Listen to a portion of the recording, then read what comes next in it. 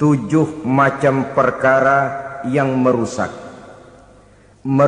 akidah dan keimanan, merusak amal perbuatan yang sudah kita kerjakan, merusak sendi-sendi kehidupan sosial, pendek kata merusak segala hal di dalam kehidupan kita. Jauhilah olehmu 7 macam perkara yang merusak. Yang pertama, asyirku billah, menyekutukan Allah subhanahu wa ta'ala. Agama dimulai dari keyakinan, maka kehancuran agama selalu dimulai dari kehancuran keyakinan, iman atau akidah yang dimiliki oleh seseorang. Dan untuk menghancurkan nilai-nilai iman yang kita miliki ini, orang rasanya tidak akan menghantam kita dengan peluru kendali. Orang tidak akan mengirimkan nuklir ke sini. Orang tidak juga akan mengirimkan satuan militernya ke sini. Untuk menghancurkan nilai-nilai iman, dibanjiri kita dengan paham-paham yang merusak dan mendangkalkan akidah.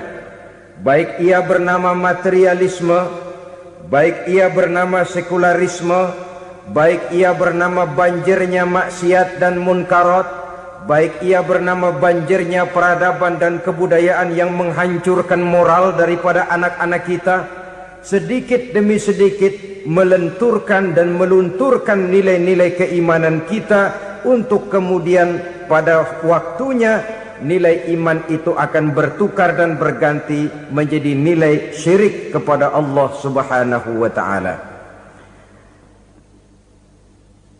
Atau pada sisi lain, menjadikan yang selain Allah sebagai tujuan akhir daripada kehidupan kita. Sedangkan kita sama-sama maklum bahwa di dalam pandangan agama Islam, dosa yang tidak berampun, dosa yang terbesar, termasuk dalam kategori bapak moyangnya dosa, tidak lain adalah syirik, yakni menyekutukan Allah subhanahu wa ta'ala. Pola penghancuran iman ini memang berstrategi. Ditawarkan kita kepada paham materialisme, paham kebendaan, di mana otak menempati urutan sebagai ranking pertama, Tuhan jatuh pada urutan kedua. Lalu menyusul kepada paham sekularisme, Allah dipisahkan dari seluruh kegiatan hidup ini, untuk pada gilirannya menjadikan yang selain Allah sebagai tujuan akhir daripada seluruh kegiatan hidup kita. Oleh karenanya, kewajiban menjaga nilai-nilai iman ini merupakan kewajiban yang mulia tetapi berat, tidak hanya untuk kita, tetapi juga bagaimana mewariskannya kepada anak-anak kita, generasi yang akan datang. Orang-orang tua bijaksana yang diceritakan di dalam Al-Quran, kalau sudah berpikir tentang anak-anaknya, pertanyaan yang paling mereka risaukan ialah, ma ta'buduna min ba'di.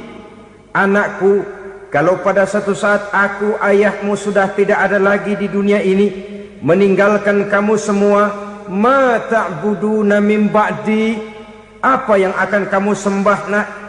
Jikalau sekarang ayahmu masih mau ke masjid, masih mau melakukan rukuk dan sujud, masih beribadah menyembah Allah subhanahu wa ta'ala, kalau orang tuamu sudah tidak ada, ma ta'buduna min ba'di, masihkah engkau mau datang ke masjid? Masihkah engkau mau rukuk dan sujud?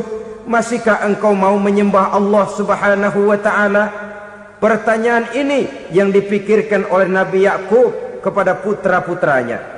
Pertanyaan ini yang diteruskan oleh Nabi Ibrahim kepada anak-anaknya. Pertanyaan ini yang diwariskan oleh generasi ulama'us salafus saleh kepada para generasi berikutnya. Bagaimana kita generasi sekarang? Kita orang-orang tua sekarang bukan berfikir ma ta'buduna min ba'di, malah yang kita fikirkan ma ta'kuluna min ba'di. Kalau bapak tidak ada nanti kamu makan apa nak? Perkara kamu nyembah apa urusan nomor 18. Yang penting kamu nanti hidup bisa makan, nak. Maka kita sibuk mewariskan harta kepada anak-anak kita. Kita sibuk mewariskan kebun dan tanah kepada anak-anak kita. Kita sibuk mewariskan pabrik kepada anak-anak kita, sementara kita lupa mewariskan intan yang paling mahal, mewariskan mutiara yang paling berharga, yaitu nilai iman kepada Allah Subhanahu wa ta'ala.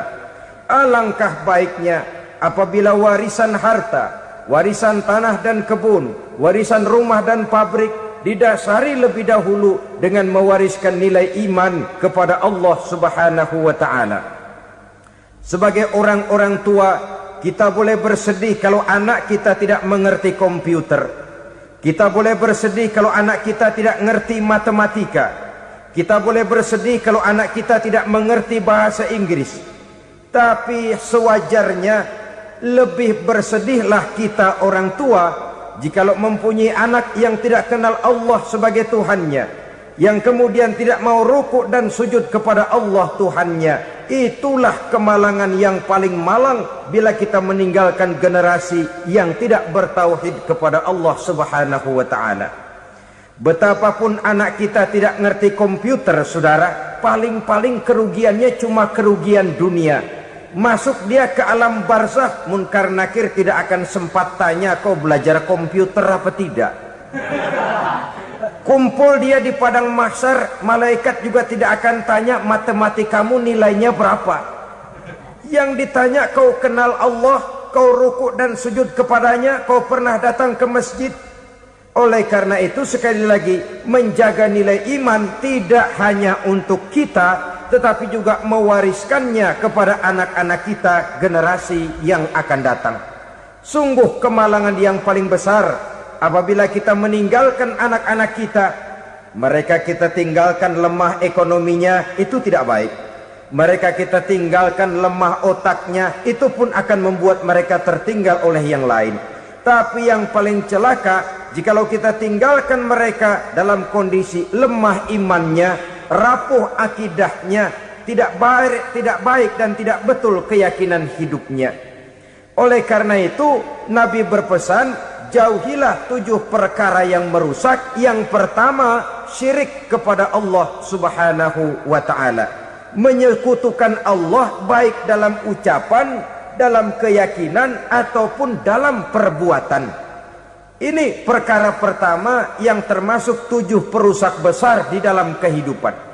Kalau sudah jatuh kita ke lembah syirik, bagaimanapun banyak kebaikan yang kita kerjakan, berjiwa sosial, bertangan pemurah, gemar menolong orang lain, kalau memang dasarnya syirik, maka seluruh kebaikan kita akan hancur, tidak akan ada nilainya dalam pandangan Allah Subhanahu wa ta'ala.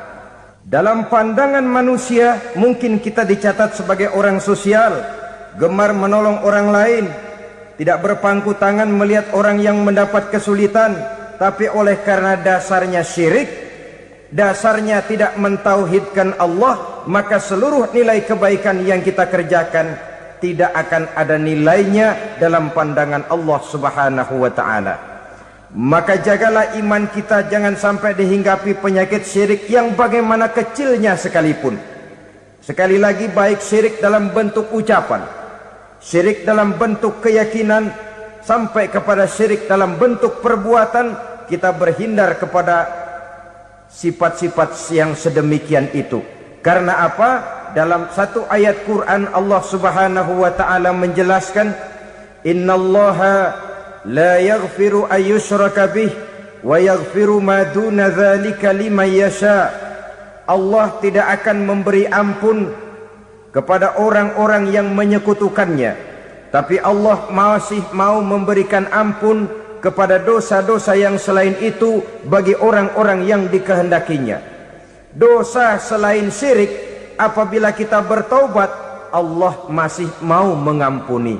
Tapi kalau sudah jatuh ke tempat syirik, itu sudah dosa yang tidak berampun. Taubatnya tidak lain melepas syirik, kembali kepada tauhid, berkeyakinan bahwa hanya ada Allah Subhanahu wa ta'ala, Tuhan satu-satunya, yang lam yalid walam yulad walam yakul lahu kufuwan ahad. Tidak beranak, tidak pula diperanakkan, dan tidak satu pun yang dapat menyerupai Tuhan Allah Subhanahu wa ta'ala. Saudara-saudara kaum muslimin rahimakumullah, bahwa kita di zaman sekarang memang tidak menyembah berhala, ya. Bahwa kita tidak berterang-terangan mengatakan Tuhan lebih dari satu, memang. Bahwa kita tidak berkeyakinan Tuhan itu punya anak atau diperanakkan, tentu. Tapi dalam perbuatan dan i'tiqad kita kadang-kadang jatuh tanpa kita sadari ke tempat yang bernama syirik ini. Oleh karenanya, di zaman di mana teknologi makin canggih, di mana kemajuan pembangunan makin menjangkau berbagai aspek kehidupan, diperlukan keseimbangan antara kemajuan fisik material dengan kemajuan mental spiritual.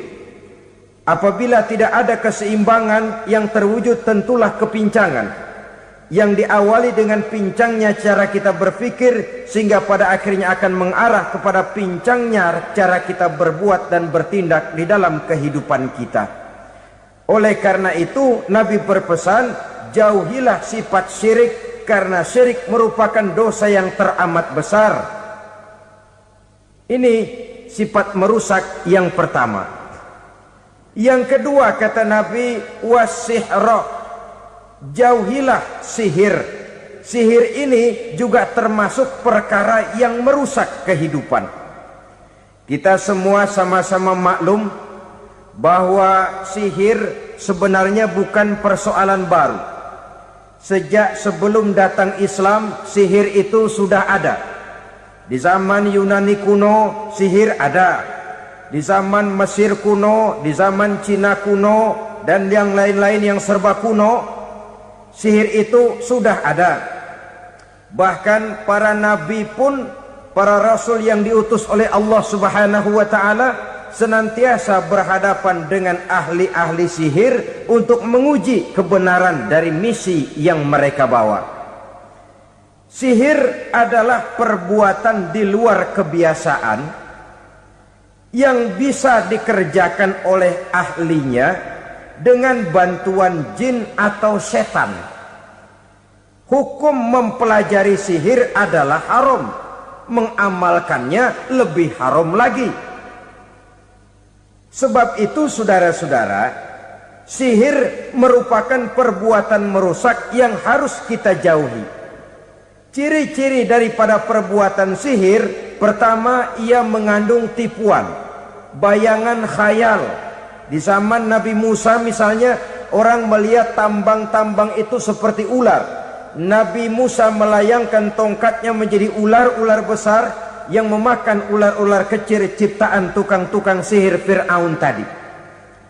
Lalu sihir bisa terjadi dengan bantuan jin kafir atau setan. Kemudian ciri yang ketiga, sifatnya halus dan tersembunyi. Taruh kata ada seorang ahli sihir yang mempergunakan ayat-ayat Quran sebagai jompa-jampe, sebagai baca-bacaan, itu cuma sekedar kedok.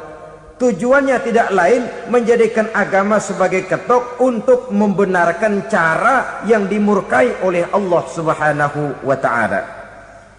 Satu hadis yang diriwayatkan oleh Imam Bazar dan Tabrani, Nabi berpesan, laisa minna man tatayyara lahu au takahhana au tukuhhina lahu au sahira lahu.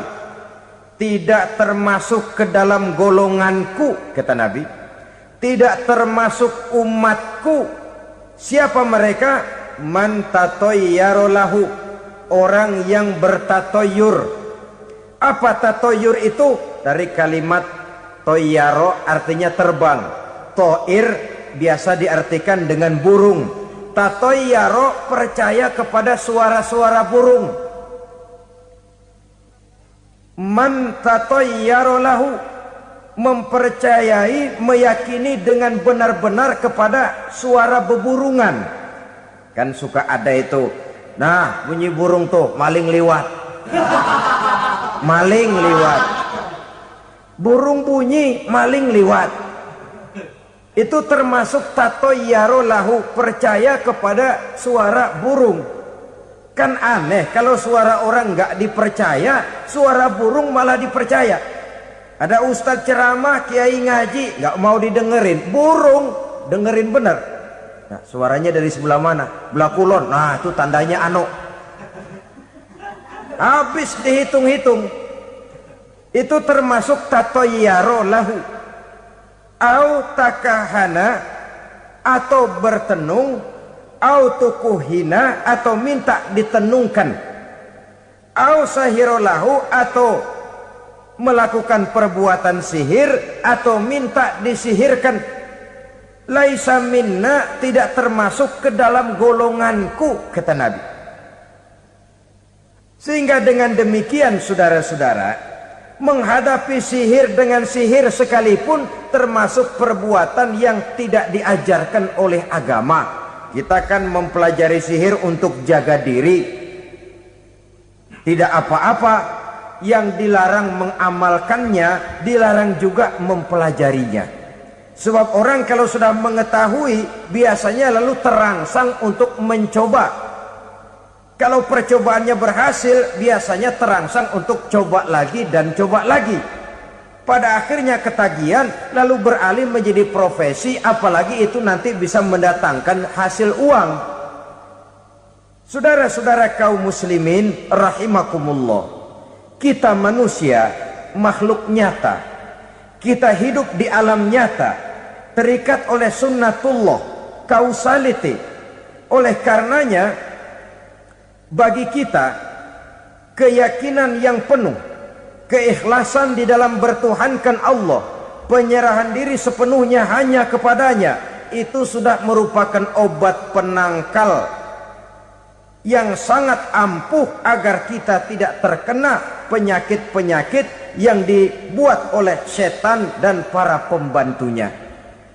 Sehingga beberapa ayat Quran mengajarkan, misalnya a'udzu bikalimatillahi tammati min syarri ma khalaq, atau bismillazi la yadurru ma'asmihi syai'un fil ardi wala fis sama, dengan menyebut nama Allah yang tidak bisa mendatangkan bahaya sedikit pun, dari baik yang datang dari langit maupun yang datang dari bumi.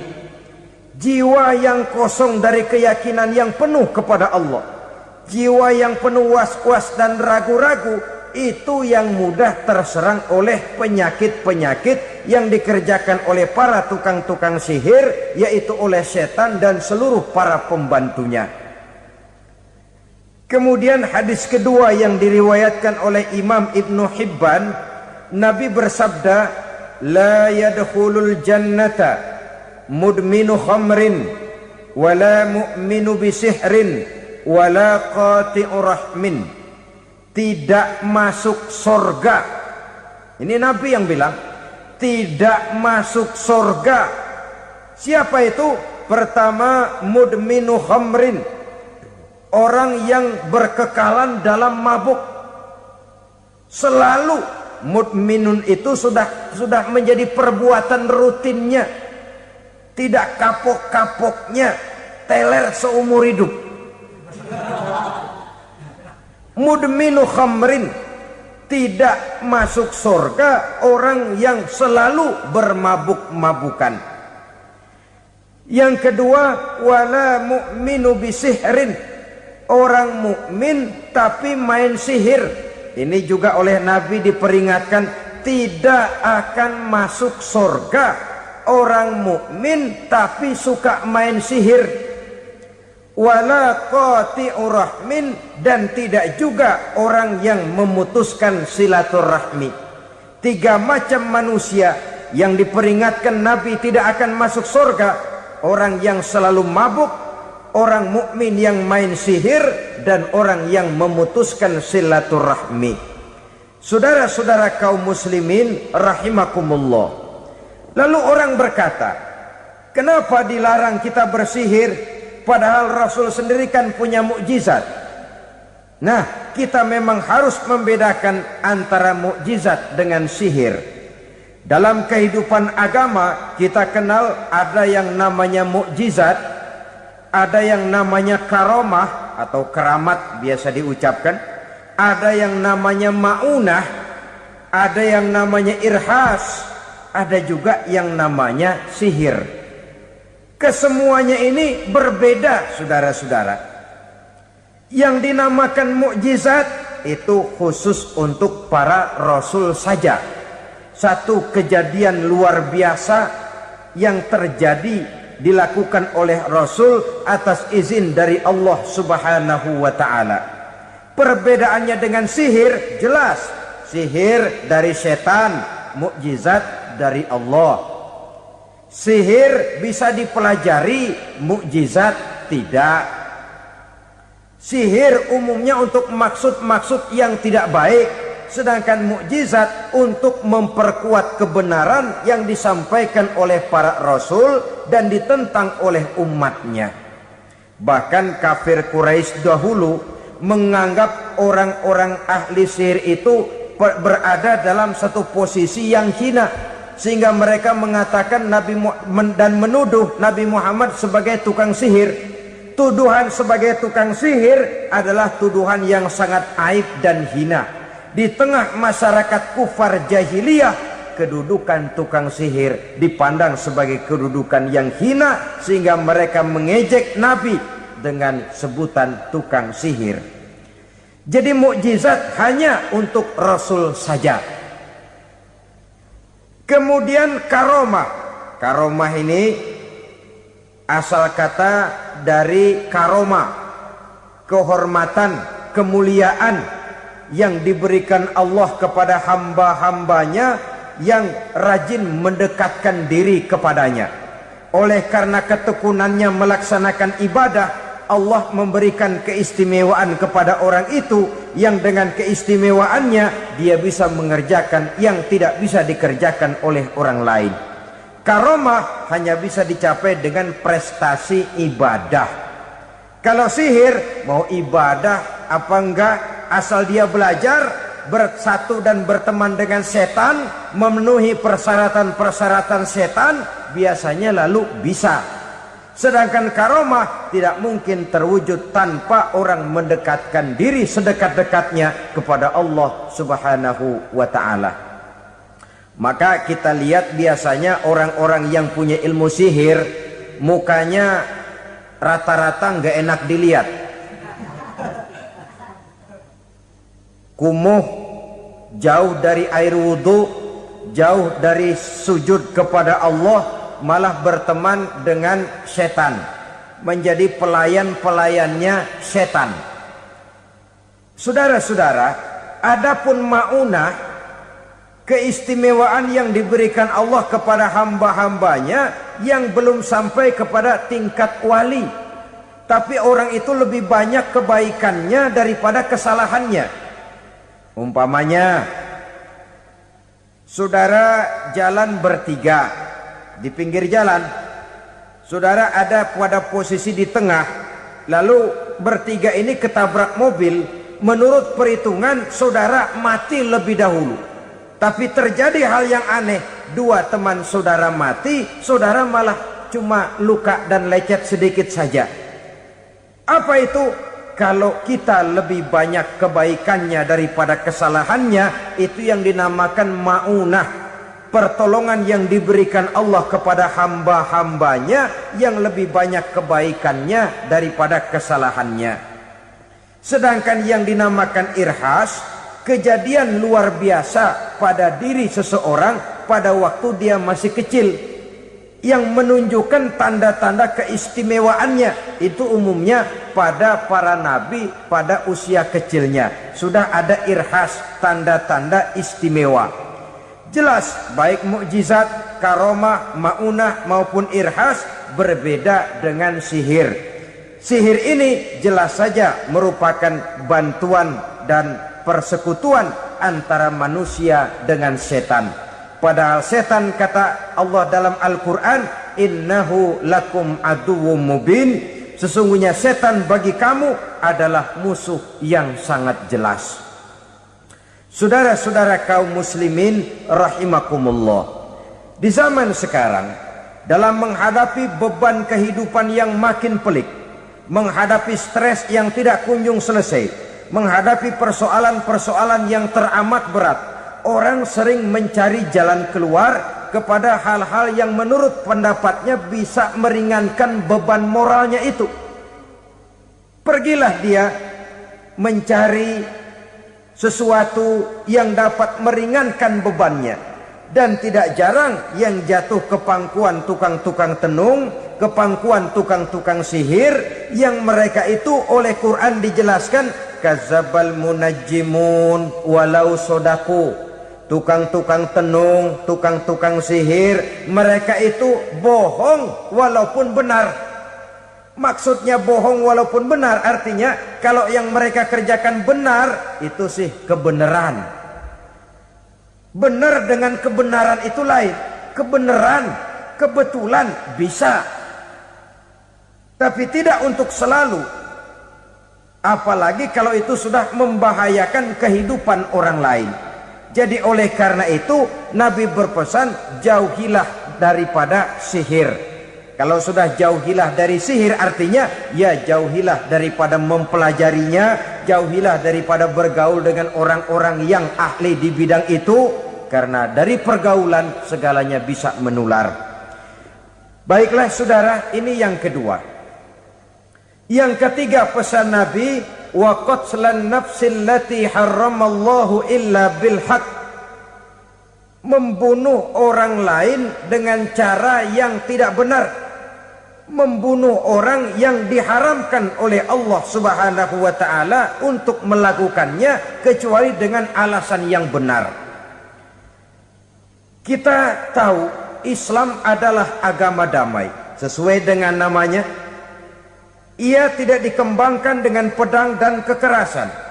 Ia dikembangkan dengan keteladanan dan tuntunan moral.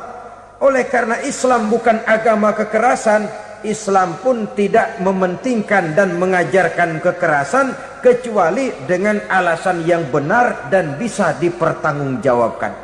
Membunuh dengan sengaja, menghilangkan nyawa orang lain tanpa alasan yang bisa dibenarkan adalah merupakan dosa besar dan satu di antara 7 perkara yang bisa mendatangkan kerusakan dalam kehidupan dan yang hendaknya harus kita jauhi.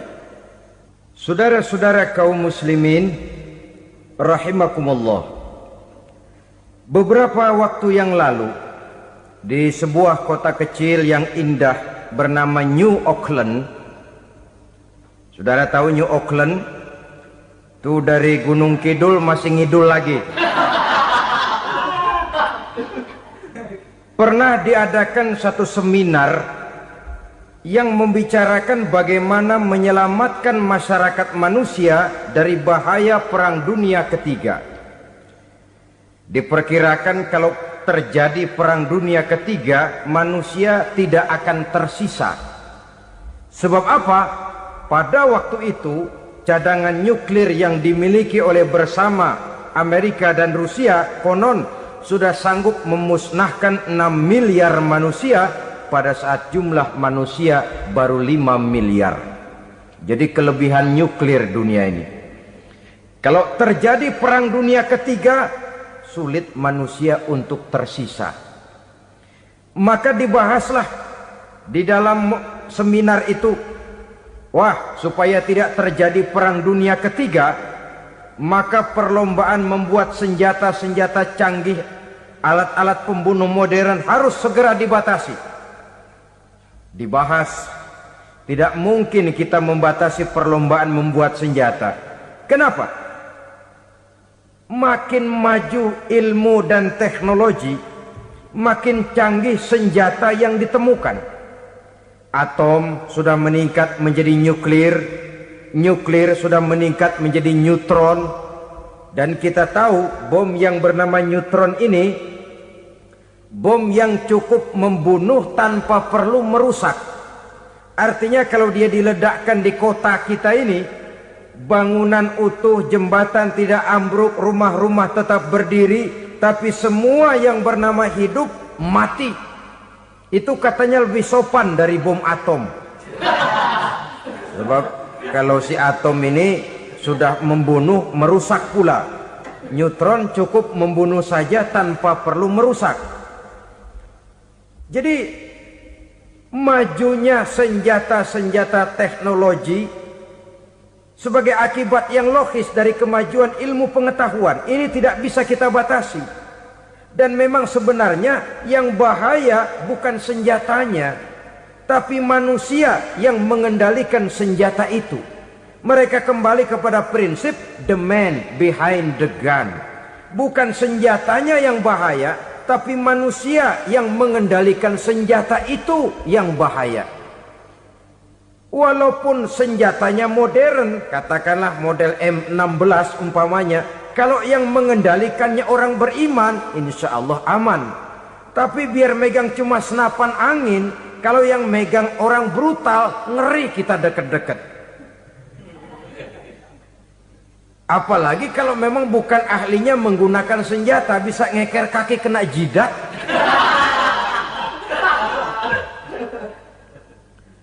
Mereka kembali kepada prinsip lama yang tetap baru. Bukan senjatanya yang harus dibatasi, manusia yang mengendalikan senjata itu yang perlu dibicarakan. Nah, kalau begitu, agar manusia tidak mempergunakan senjata sewenang-wenang, apa yang harus kita lakukan? Ya, manusianya harus bermoral. Ya, tapi moral yang mana? Di dunia ini banyak ajaran tentang moral. Itu pun mudah saja. Di sini kan kita undang saja ahli dari berbagai agama untuk membicarakan konsep perdamaian menurut agamanya masing-masing. Baik, setuju itu, setuju. Maka tampillah para ahli agama, mereka kembali kepada prinsip moral daripada konsep yang terkandung di dalam ajaran agama untuk menegakkan perdamaian. Mula-mula naiklah ahli dari agama Hindu. Dibacakan konsep perdamaian menurut ajaran agama Hindu, bahwa untuk damai manusia harus meninggalkan nafsu keduniaannya, menempuh samsara dan sebagainya untuk mencapai nirwana, menjauhi kemegahan dan kemewahan dunia. Ini lalu dibahas, rasanya juga tidak mungkin ini.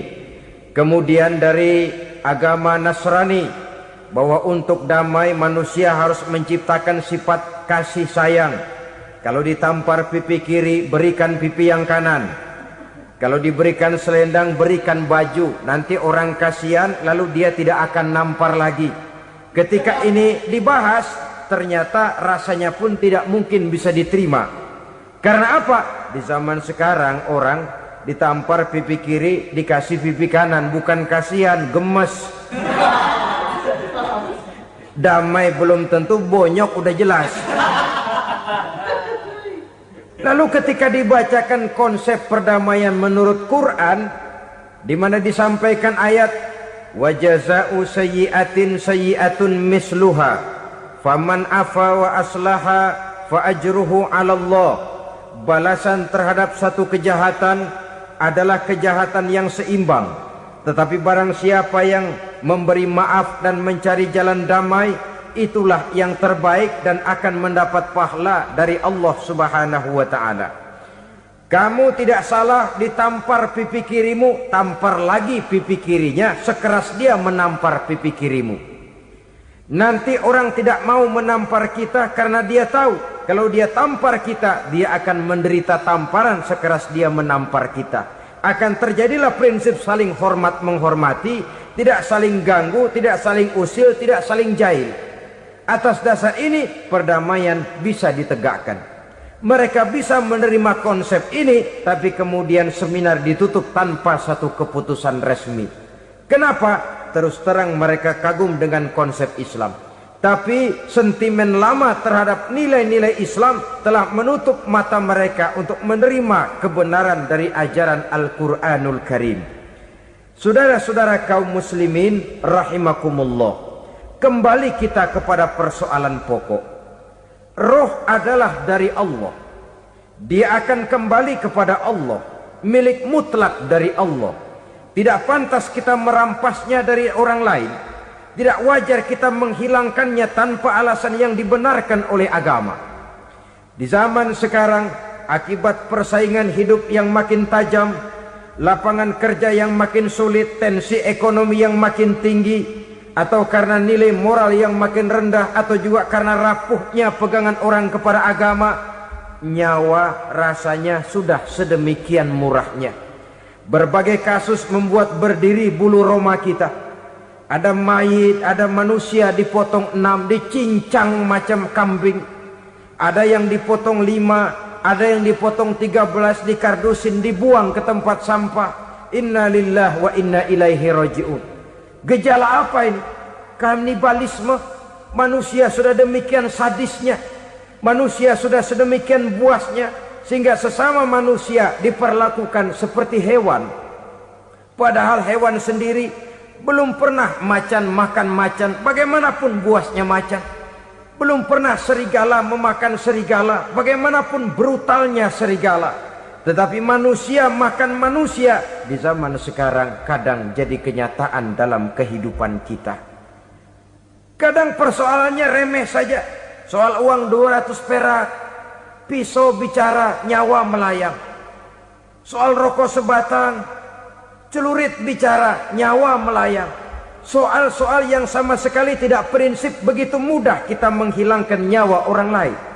Padahal Nabi pernah memperingatkan, apabila dua orang muslim sudah berkelahi dan berbunuh-bunuhan, al-qatil wal maktul finnar, yang membunuh dan yang terbunuh dua-duanya neraka. Sahabat heran, ya Rasul, kalau yang terbunuh, kalau yang membunuh masuk neraka itu sih wajar, tapi yang terbunuh kenapa neraka juga? Beliau menjawab, dua-duanya sudah punya niat untuk saling membunuh. Niatnya itu yang diponten. Yang terbunuh cuman lagi apes aja, keduluan dia. Umpama tidak terbunuh, pasti dia yang akan membunuh. Oleh karenanya al-qatil wal maktul, yang membunuh dan yang dibunuh finnar, dua-duanya masuk ke dalam neraka. Islam menghormati kehidupan, tidak hanya terbatas kepada sesama muslim, orang-orang yang berlainan agama pun yang mau hidup berukun, damai, berdampingan dengan umat Islam, jiwa mereka, darah mereka dilindungi oleh nilai-nilai Islam yang disebut dengan kafir zimmi ini. Mengganggu mereka sama saja dengan mengganggu aku, kata Nabi. Jadi oleh karena itu, sayangilah sesama. Kehidupan adalah anugerah Allah, bukan wewenang kita untuk mencabutnya dari orang lain, bukan wewenang kita untuk merampas dan menghilangkannya dari orang lain. Apa yang tidak enak terjadi pada diri kita, begitu pula lah apabila terjadi pada diri orang lain. Sehingga Nabi mengatakan, la yu'minu ahadukum hatta yuhibba li akhihi ma yuhibbu li nafsihi. Belum dikatakan beriman seseorang kamu apabila dia belum mencintai saudaranya seperti ia mencintai dirinya sendiri. Apa yang enak dirasakan oleh orang lain, enak juga dirasakan oleh dia. Mengukur orang lain dengan diri sendiri. Kalau orang lain tanpa salah saya fitnah, kalau saya tanpa salah difitnah orang, enak apa enggak? Enggak, orang lain juga begitu. Kalau orang lain tanpa salah saya tempeleng kepalanya, enak apa tidak? Tidak. Orang lain juga begitu. Yang tidak enak terjadi pada diri kita, tentu tidak enak juga kalau terjadi pada orang lain. Mengukur orang lain dengan diri sendiri, sehingga tidak timbul sifat egois, tidak menari di atas bangkai orang lain, tidak mendirikan kebahagiaan di atas untayan air mata orang lain. Sehingga dengan demikian saudara-saudara, dia bisa menghormati kehidupan, menghormati orang lain sebagaimana dia ingin dihormati. Inilah perbuatan ketiga yang merusak, membunuh orang lain dengan yang diharamkan Allah tanpa alasan yang benar. Yang ketiga. Kemudian yang keempat, perbuatan merusak wa aklar riba, makan riba. Hidup adalah tolong menolong. Bahasa kerennya take and give katanya. Saling memberi dan saling menerima. Nabi mengajarkan man kuraba kurbatan min kurabid dunya karaballahu lahu kurbatan min kurabi yaumal qiyamah. Wallahu fi aunil abdi madamal abdu fi auni akhihi. Siapa yang meringankan beban dari beban-beban yang dirita seseorang di dalam kehidupan dunia, Allah akan meringankan bebannya daripada beban-beban yang harus dipikulnya di hari kiamat nanti. Wallahu fi aunil abdi madamal abdu fi auni akhihi. Allah senantiasa akan menolong seorang hamba selama hamba itu masih mau menolong saudaranya. Allah selalu akan menolong seorang hamba selama hamba itu masih mau menolong saudaranya. Apabila kita sudah berpangku tangan terhadap kesulitan orang lain, biasanya pun pada saat kita mendapat kesulitan, kita akan sulit juga memperoleh pertolongan. Nah, riba alias renten, kedoknya adalah menolong orang, tapi sama juga bulu buntutnya dilepas, palanya dicekek. Menolong orang pada akhirnya menjadi beban bagi seseorang, dan memang mencari orang-orang yang berada dalam posisi kesulitan. Biasanya di daerah-daerah di mana musim paceklik, jadi lapangan kerja sulit, sedangkan urusan perut tidak bisa ditunda. Akhirnya orang terjebak ke dalam rentenir, ke dalam riba, ke dalam renten. Bunga berbunga, sehingga satu saat jumlah bunganya bisa lebih besar dari jumlah pinjaman pokoknya. Kemudian kalau juga ternyata tidak bisa dibayar, rumah jadi taruhan. Memang rumah satu-satunya, begitu rumah ditarik mulain camping. Bukankah pada akhirnya akan mewariskan kesengsaraan? Oleh karena itu, kepada kita berusahalah jangan berhubungan dengan rentenir, jangan makan renten dan riba. Kepada mereka yang melaksanakan riba, walaupun mendatangkan keuntungan materi, tapi percayalah harta yang didapat dengan jalan riba tidak akan membawa keberkahan. Manakala tidak membawa keberkahan, dia tidak akan mendatangkan ketenangan di dalam kehidupan kita. Oleh karenanya, memakan harta riba termasuk perbuatan yang merusak sendi-sendi kehidupan sosial, merusak kehidupan orang lain, merusak kehidupan masyarakat, tetangga, pergaulan dan sebagainya. Yang kelima, wa akla malil yatim, memakan harta anak yatim dengan cara yang zalim. Nih, memang lezat. Anak yatim itu nggak tahu urusan apa-apa. Kita diamanahkan untuk mengurusinya. Kadang-kadang dibentuklah panitia penyantunan yatim piatu. Yatimnya mah tetap kelaparan, panitianya yang pada gendut.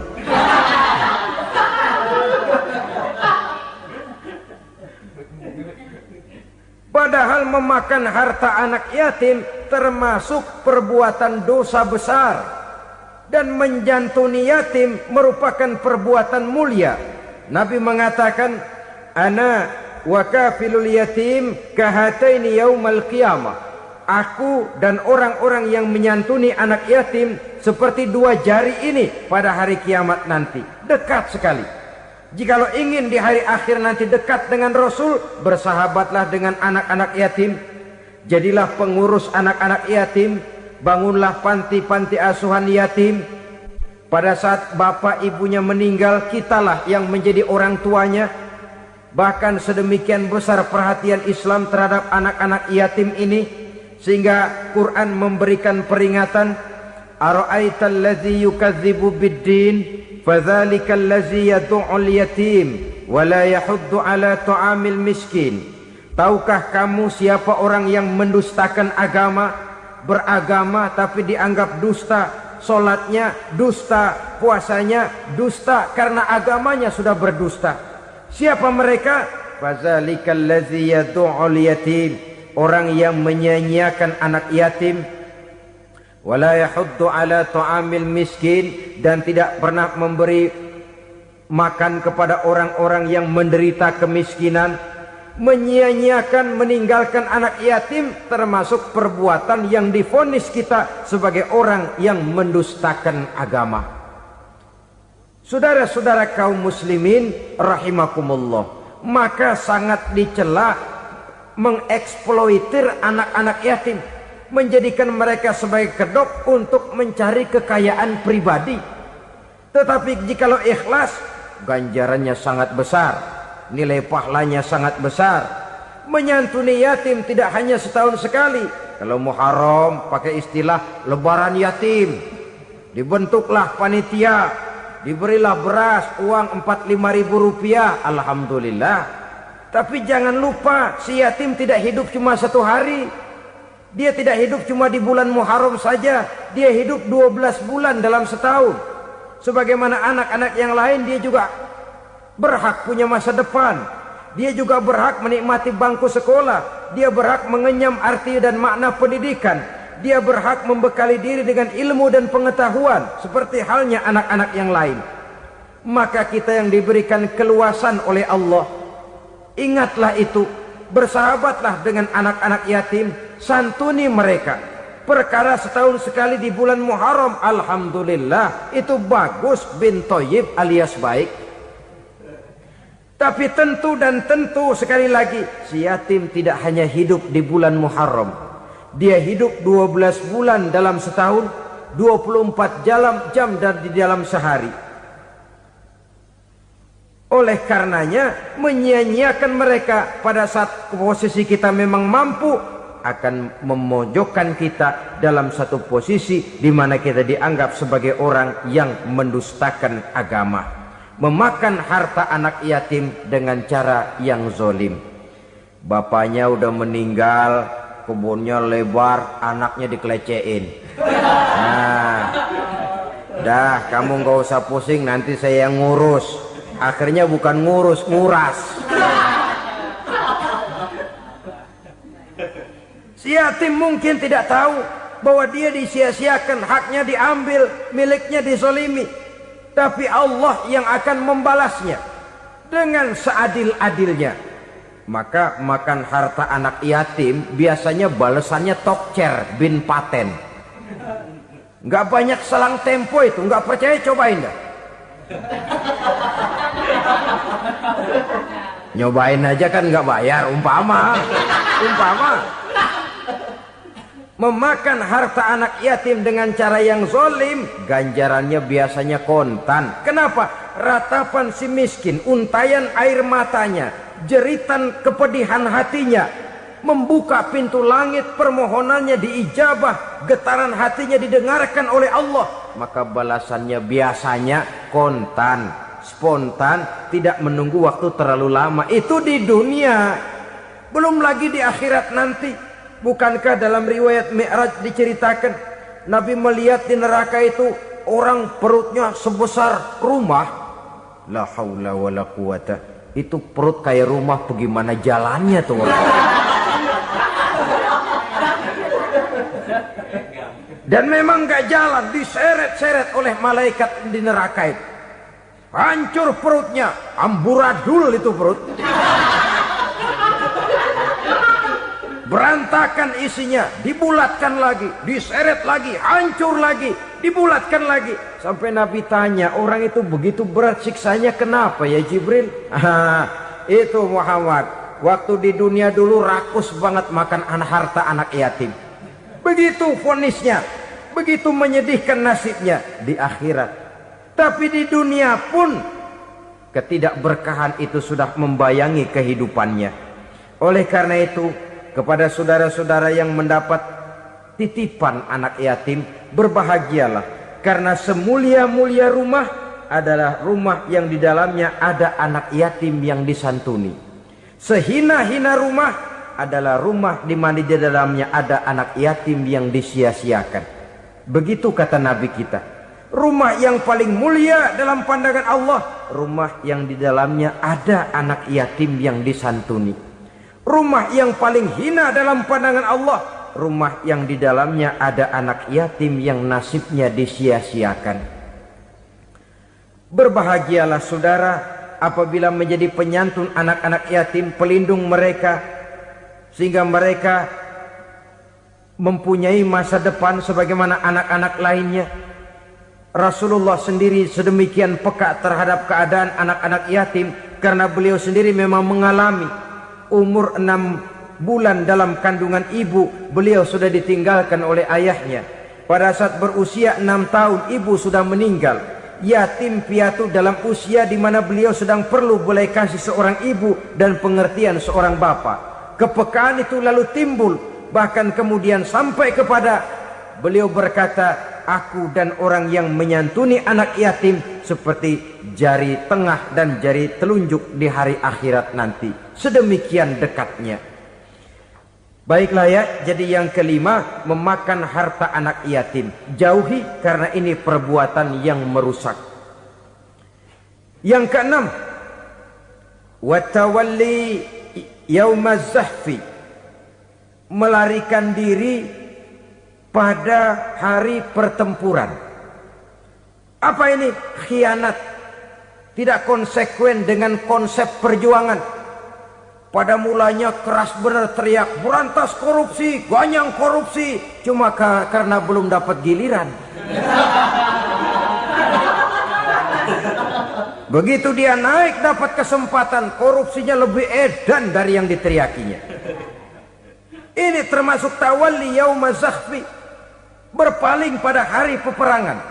Di saat menghadapi musuh, kalau belum kelihatan musuh, teriaknya nyaring bener. Jangan takut demi kebenaran sampai titik darah yang paling penghabisan. Musuh belum kelihatan. Begitu musuh sudah kelihatan, paling dulu lari ke belakang. Kalau diajak berjuang ada saja alasannya. Sehingga Quran memberikan peringatan kepada kita semua. Mengapa kamu ini berat? Kalau sudah diajak berjuang di jalan Allah, kakimu seperti terhunjam berakar di perut bumi. Berat untuk melangkah berjuang. Lari dari pertempuran tidak konsekuen dengan konsepsi perjuangan. Mau enaknya saja. Dalam kondisi yang sulit lalu berpangku tangan. Ini termasuk ciri munafik yang di dalam Al-Quran disindir dengan bahasa kullama adha'a lahum masyaufi wa iza azlama alaihim qamu. Waktu terang mereka jalan, giliran gelap mereka mandek. Artinya, maksudnya, kalau giliran ada untungnya aja, rame-rame teriak Islam. Tapi begitu diminta berjuang, dituntut berkorban, rame-rame mundur. Waktu dilihat di Islam ada untungnya, rame-rame teriak Islam. Pak, saya Islam banget, Pak. KTP saya Islam, Pak. Pokoknya Islam banget dah. Tapi ketika diminta berjuang, dituntut sedikit berkorban, rame-rame mengundurkan diri. Tahun 65 PKI berontak. Waduh, waktu itu jadi orang Islam untung itu. Nggak dikejar-kejar, aman. Masjid rame, mobil-mobil mewah parkir di depan musola dan masjid. Kenapa? Waktu itu asal udah ke masjid aman. Islam selamat, untung. Tapi begitu keadaan aman, yang parkir di musola sepeda butut melulu.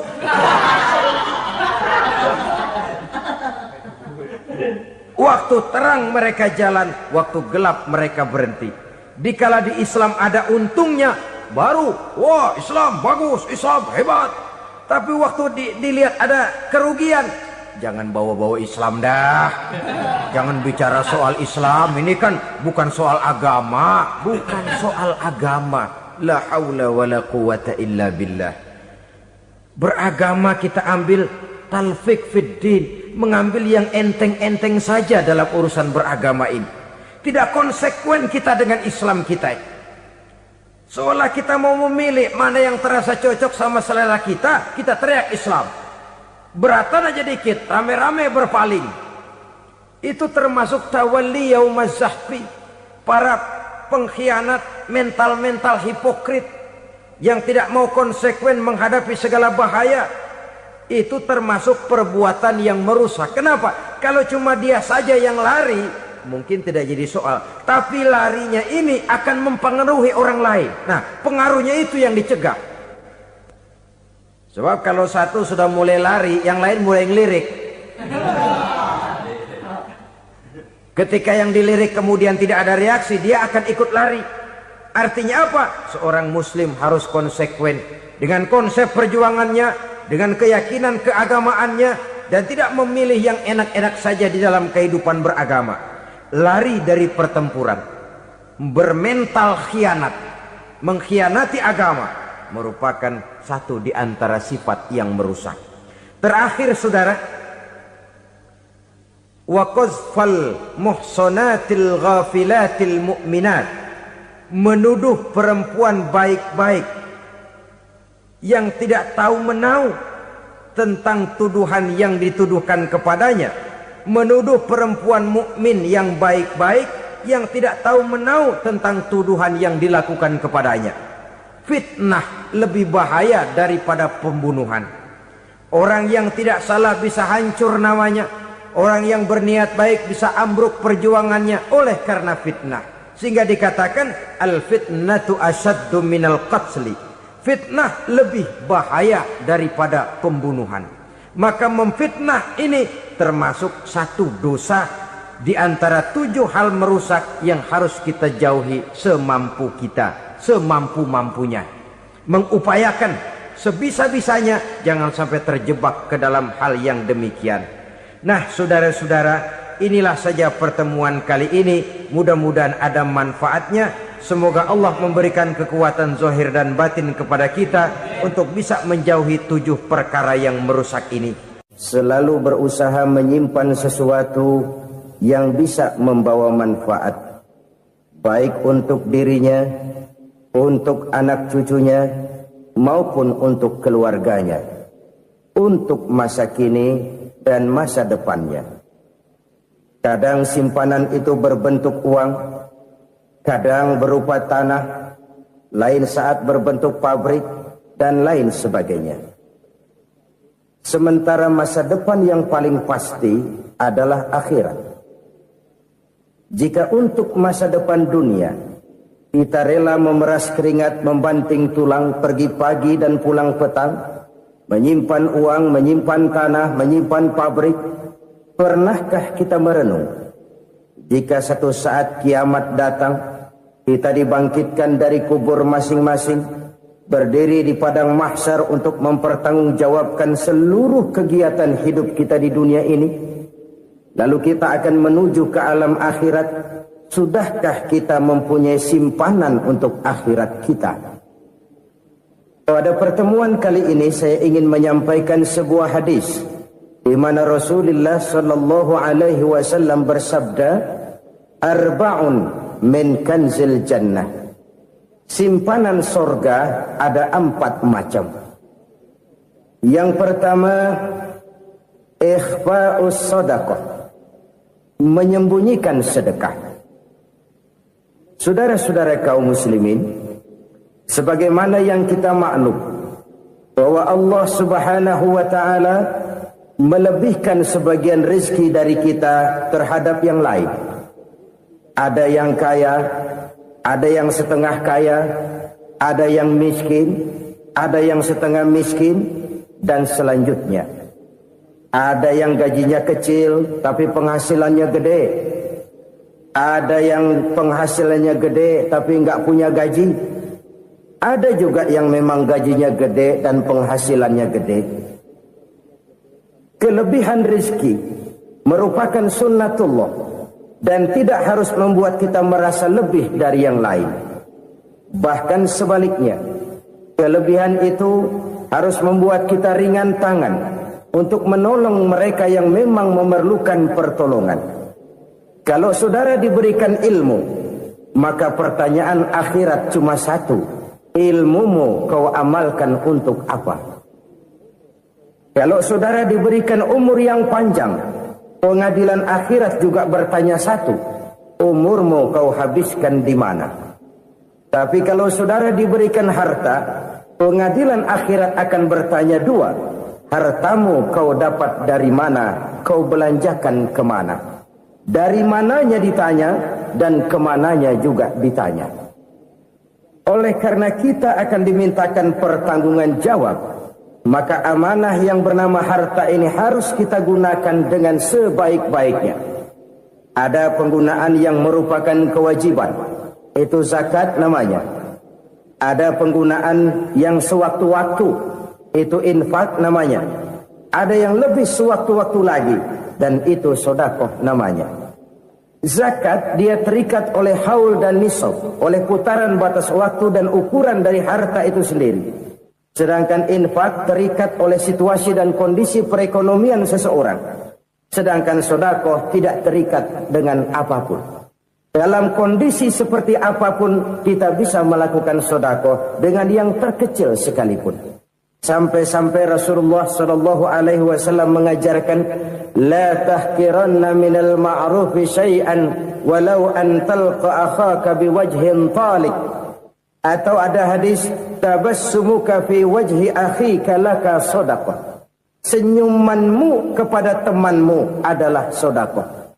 Jadi untuk melakukan sedekah tidak harus dalam berbentuk uang. Dengan ilmu kita bisa sedekah, dengan tenaga kita bisa bersedekah, dengan pikiran kita bisa bersedekah, bahkan senyum kepada teman itu pun sedekah. Jadi kalau sedekah dengan uang memang belum punya uang, nyengir aja banyakin. Itu asal pada tempatnya, jangan lalu ketemu tiang listrik cengengesan. Tentu tidak pada tempatnya dan tidak wajar. Nah, sedekah yang paling dicintai Allah adalah sedekah yang disembunyikan. Artinya jauh dari sifat riya. Kan kadang-kadang ada orang sedekah itu disebutkan namanya. Apa tidak bagus? Kalau memang niatnya ikhlas, ya bagus-bagus saja. Untuk memberikan sugesti kepada yang lain. Di Fulan bin Fulan nyumbang sekian, diumumkan. Boleh kalau niatnya untuk memberikan rangsangan kepada yang lain supaya dia menyumbang lebih besar dari orang tadi. Tapi kalau itu mendatangkan riya, maka sedekah yang paling dicintai Allah adalah sedekah yang disembunyikan. Tangan kiri saja tidak tahu apa yang diberikan oleh tangan kanan. Sedekah yang dilakukan dengan ikhlas akan merupakan perbendaharaan surga, tersembunyi dari pandangan orang lain, tidak seorang pun tahu. Karena memang sikap yang baik adalah melupakan kebaikan dan mengingat kesalahan. Itu salah satu ciri orang bahagia. Orang yang selalu mengingat kesalahannya dan berusaha melupakan segala kebaikannya. Kalau dia akan ada kebaikan, dia tidak bisa ikut, dia merasa rugi karena dia merasa belum pernah berbuat baik. Tapi kalau akan melakukan kesalahan baru, dia ingat kesalahan yang sudah-sudah, sehingga terhalang baginya untuk melakukan satu kesalahan baru. Demikianlah saudara-saudara, bahwa Allah melebihkan rizki sebagian kita dari yang lain, agar terjadi tolong-menolong dalam kehidupan ini. Jadi kesenjangan yang nature, kesenjangan yang alami, itu sunnatullah. Ada yang kaya, ada yang miskin, ada yang kelas menengah. Nah, kenapa lalu sekarang kita berusaha mengentaskan kemiskinan? Oleh karena adanya kesenjangan struktural.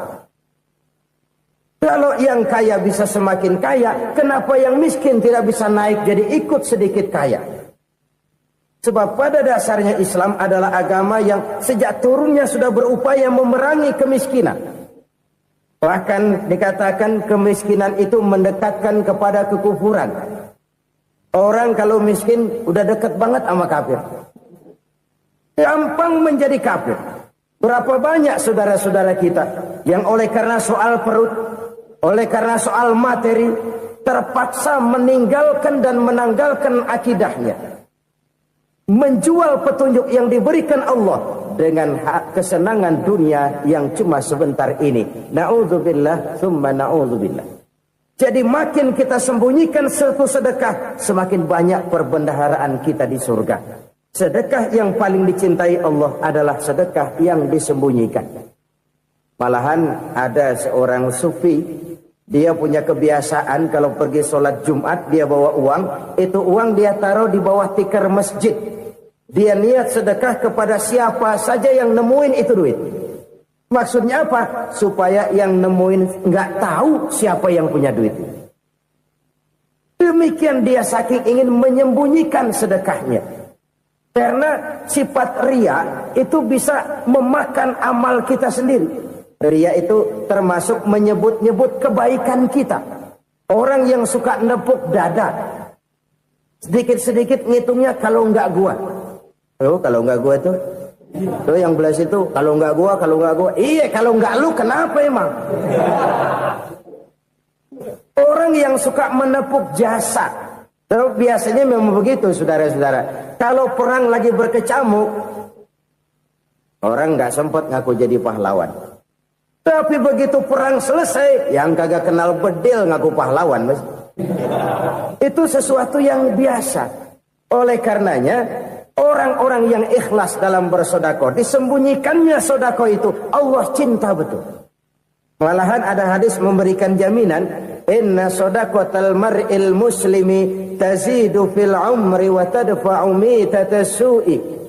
Sesungguhnya sedekahnya seorang mukmin tazidu fil umri, bisa menambah umur panjang. Wa tadfa'u mitatas su'i, dan menyelamatkan manusia dari mati secara su'ul khatimah.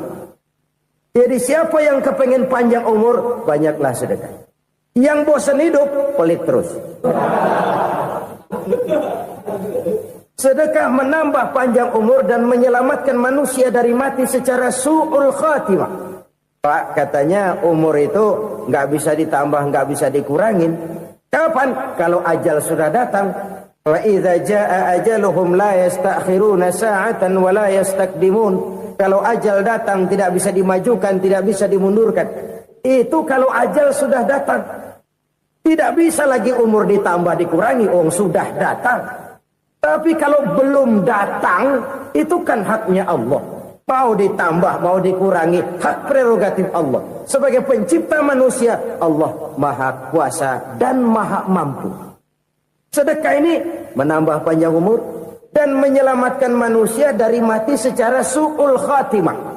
Orang mati kan sama ya, kondisinya mati, nggak nafas. Tapi hakikat mati kan lain-lain. Ada yang mati itu husnul khatimah, baik akhirnya. Misalnya lagi ngaji mati, lagi sholat mati, lagi sedekah mati. Ini yang dinamakan dengan husnul khatimah, baik di akhirnya. Sebaliknya ada yang su'ul khatimah, jelek di akhirnya. Ini yang jadi catatan akhir. Lagi nyekek botol, mampus. Lagi banting kartu, modar. Su'ul khatimah, jelek pada akhirnya. Sedekah menyelamatkan manusia dari mati secara su'ul khatimah. Dan kita semua kepengen mendapat husnul khatimah, jauh dari su'ul khatimah. Oleh sebab itu yang bisa menyelamatkan kita dari penyakit itu antara lain adalah sedekah yang disembunyikan, yang dikerjakan dengan ikhlas karena Allah, tidak karena kepengen dipuji orang, tidak karena ingin dikatakan orang pemurah. Sebab orang dermawan itu orang yang memberi tanpa harus diminta. Kalau masih harus diminta, ya belum dermawan namanya, masih harus diminta. Kalau nggak diminta ya tulus, lolos, polos. Saudara-saudara kaum muslimin rahimakumullah. Harta adalah amanat dan akan kita pertanggungjawabkan. Allah melebihkan rizki sebagian kita dari yang lain agar kita saling tolong menolong, bantu membantu.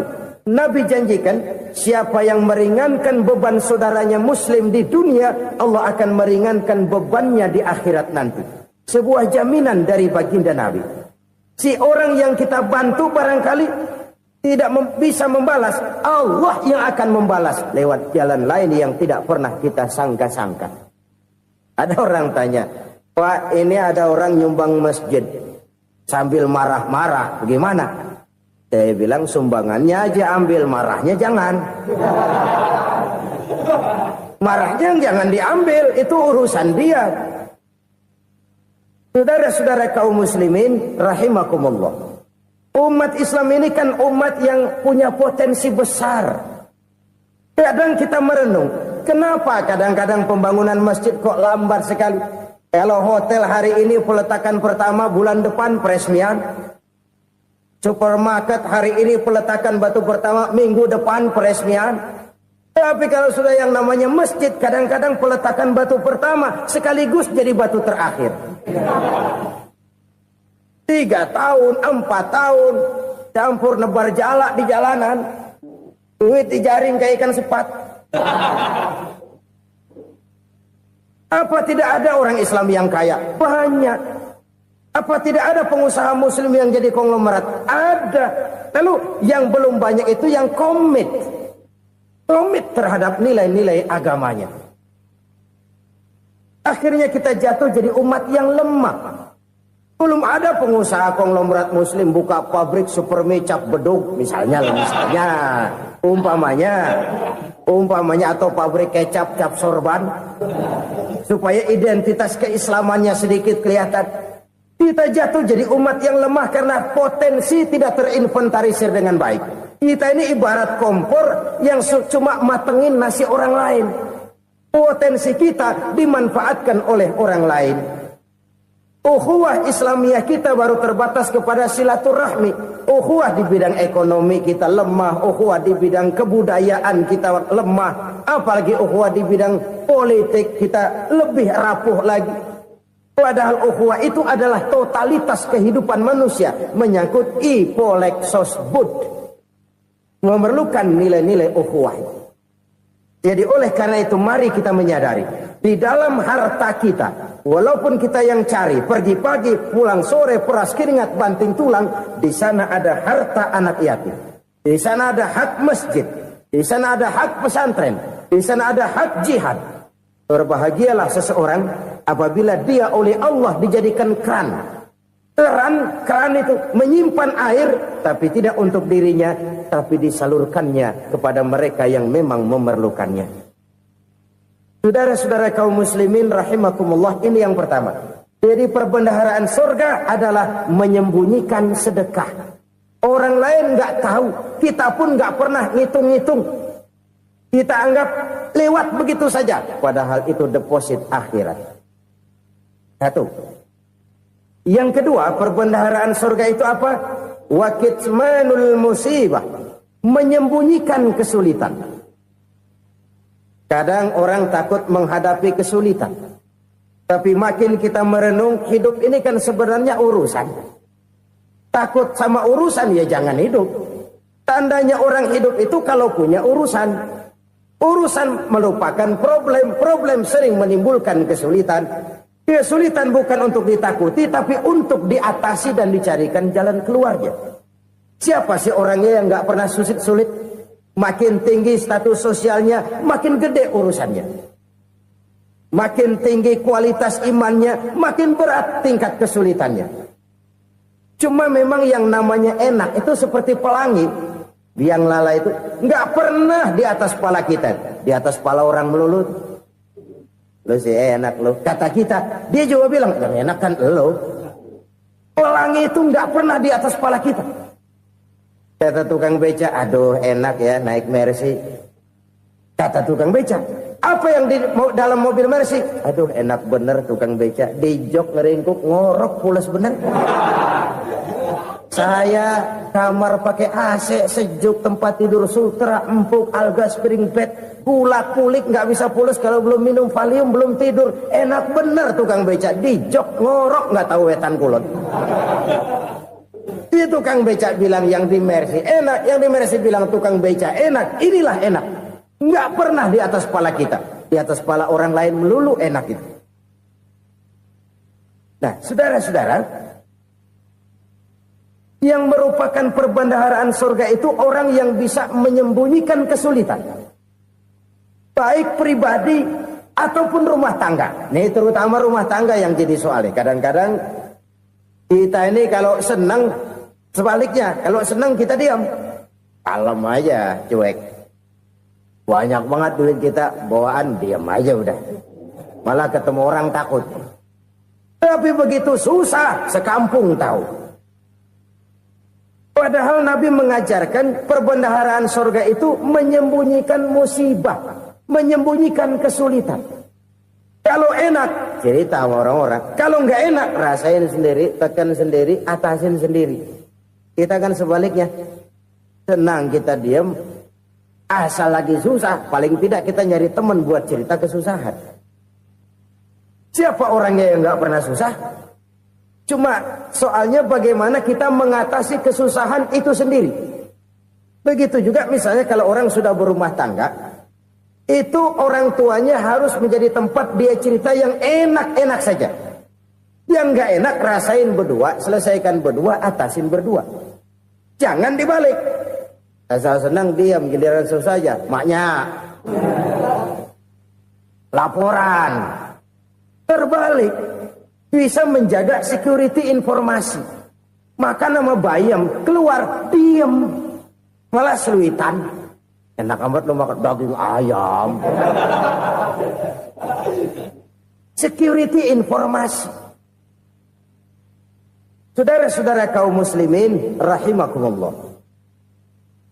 Ujian yang terberat itu yang pernah diberikan kepada para nabi, para rasul, para aulia, para ulama. Makin tinggi keimanan, makin berat bentuk kesulitan. Ayo saya kemukakan satu contoh saja.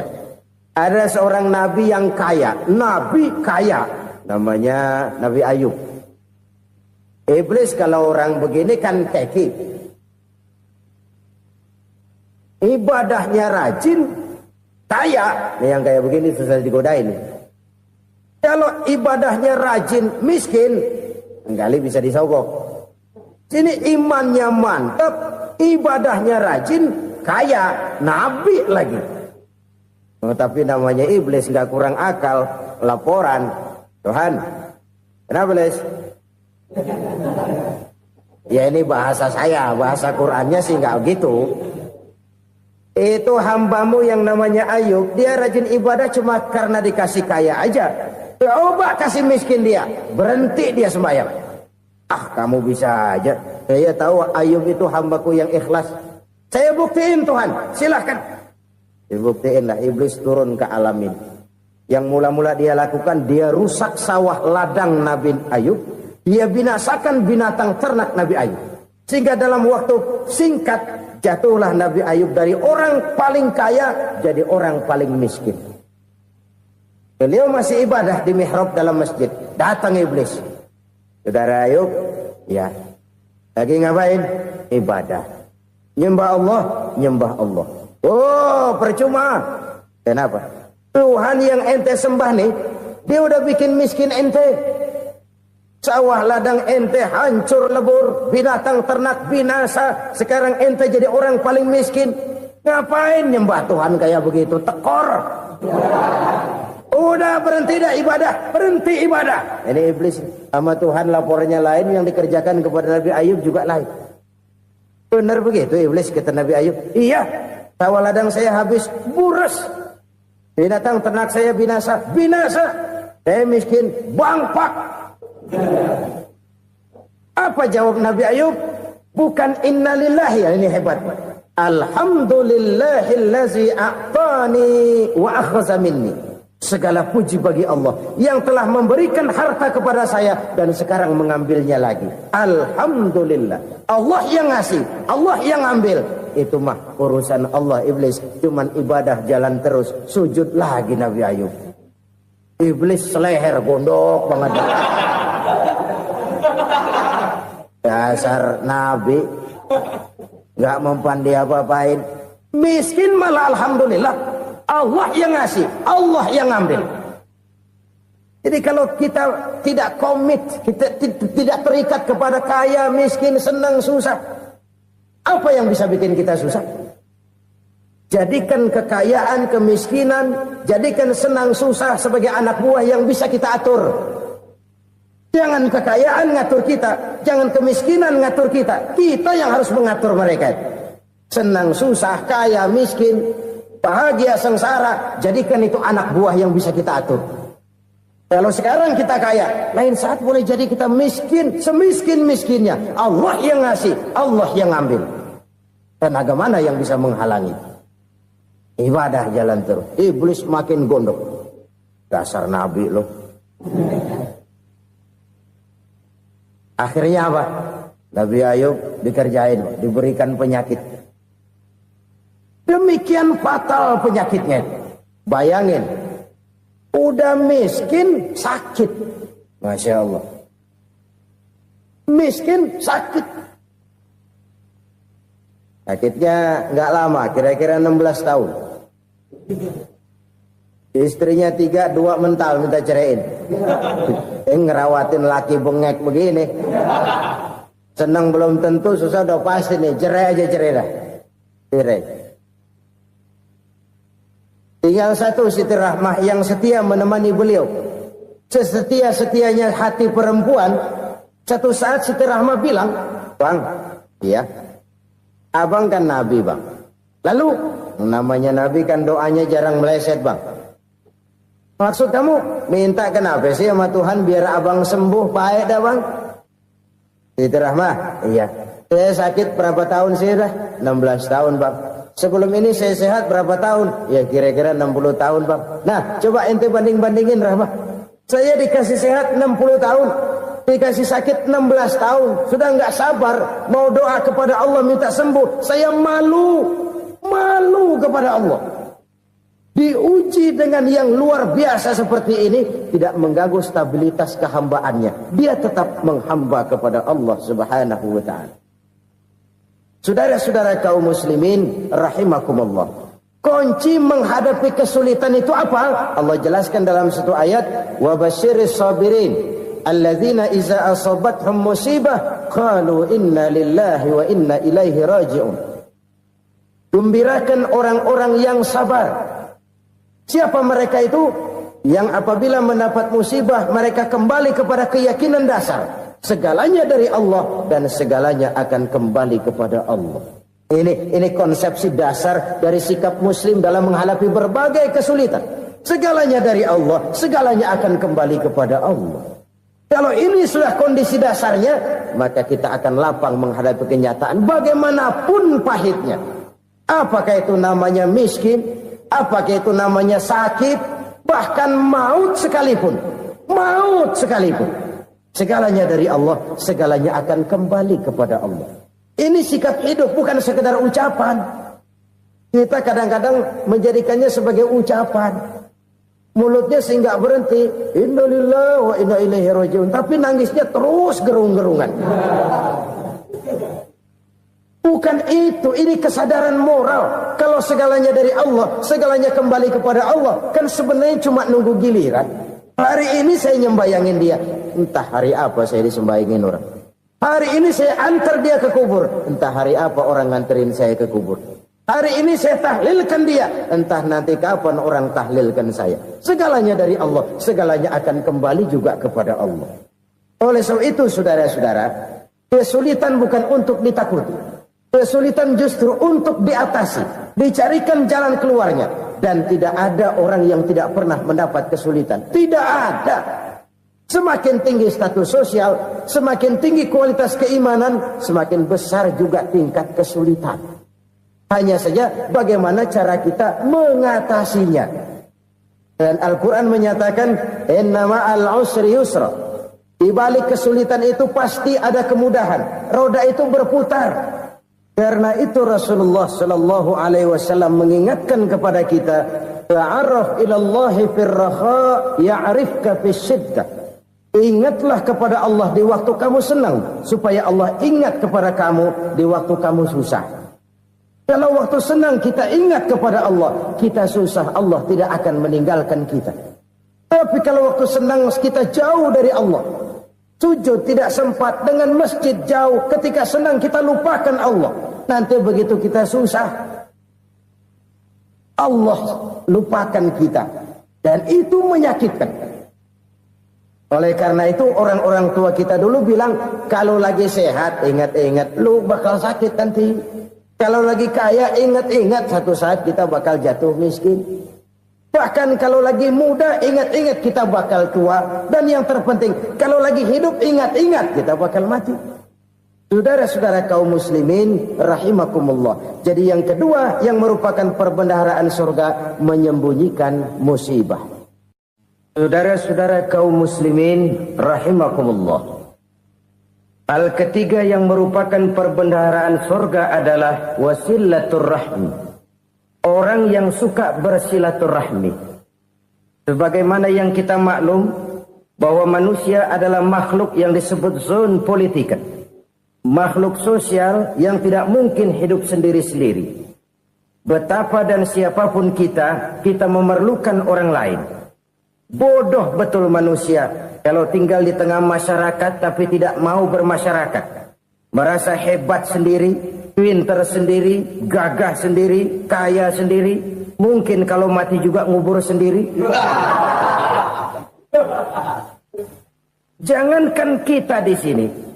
Di sorga saja Nabi Adam waktu sendirian bengong melulu, mondar mandir. Allah tegur dam sepi dam. Jadi ini kalau bahasa saya. Iya Tuhan sepi ini nggak ada coret-corekan pisan ini.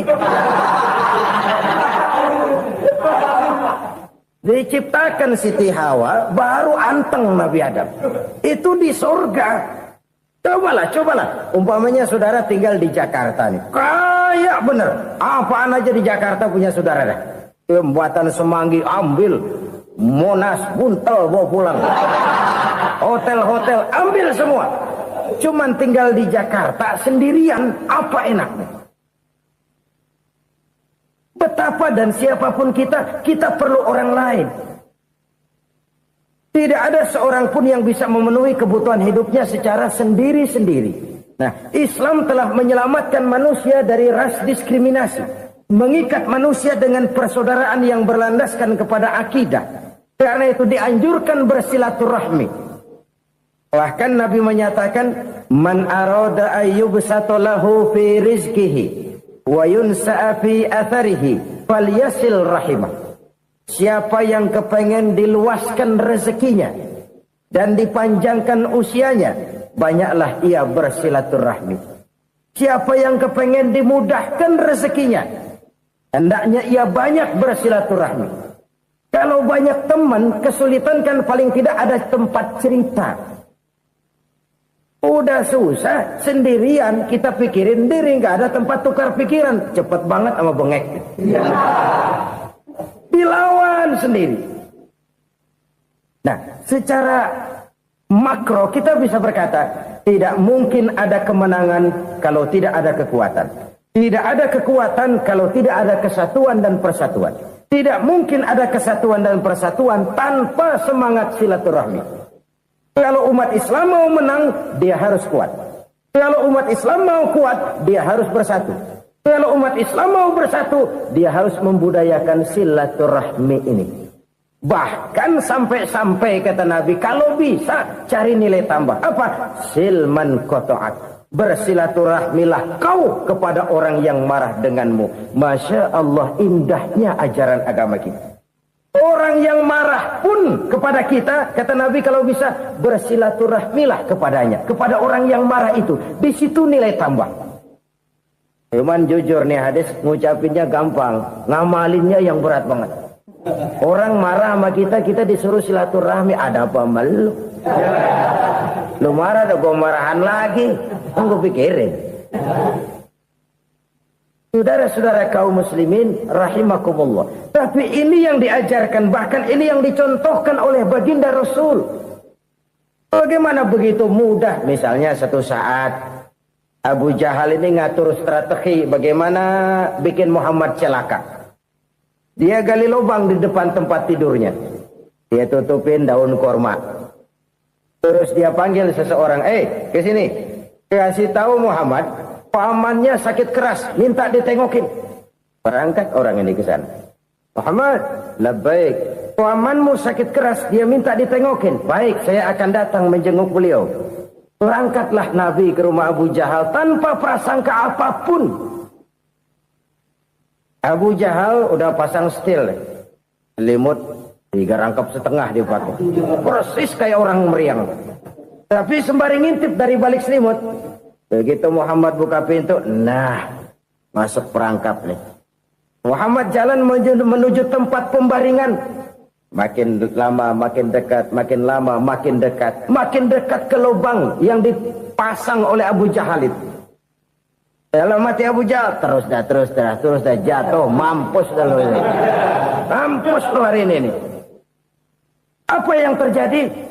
Malaikat Jibril datang. Muhammad, pamanmu cuma pura-pura sakit.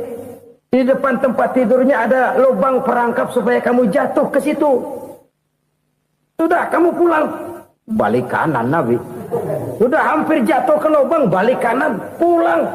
Bayangin kecewanya Abu Jahal. Muhammad dikit lagi, Muhammad dikit lagi. Enggak paman, saya pulang aja.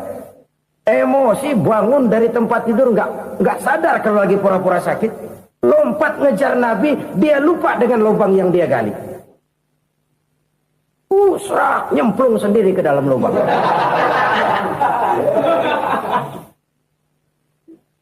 Nabi terus berlalu.